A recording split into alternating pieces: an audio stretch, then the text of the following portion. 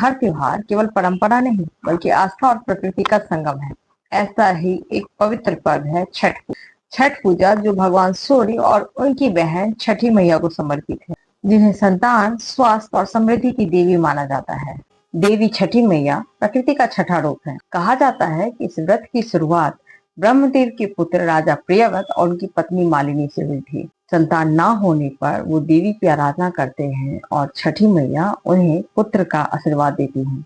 तब से ये व्रत संतान सुख और परिवार की मंगल कामनाओं से जुड़ा हुआ है। रामायण में माता सीता ने कार्तिक मास की शुक्ल षष्ठी को भगवान सूर्य की पूजा की।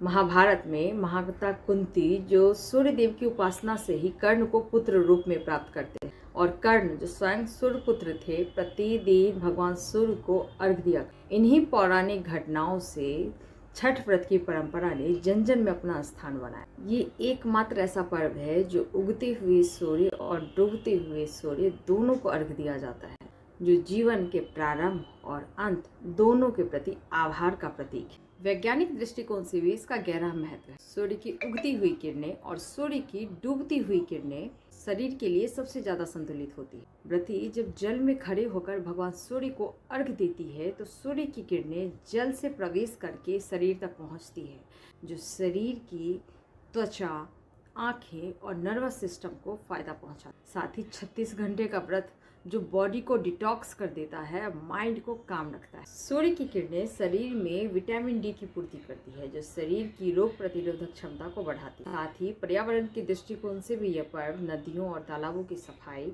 और संरक्षण की परंपरा भी बनाए रखती है। छठ केवल पूजा नहीं बल्कि शुद्धता, अनुशासन और प्रकृति के प्रति आभार व्यक्त करने का पर्व है, क्योंकि छठ पूजा केवल देवता की आराधना नहीं बल्कि मनुष्य और प्रकृति के बीच के पवित्र डोर को याद करने का उत्सव। जय छठी मैया, हर हर महादेव।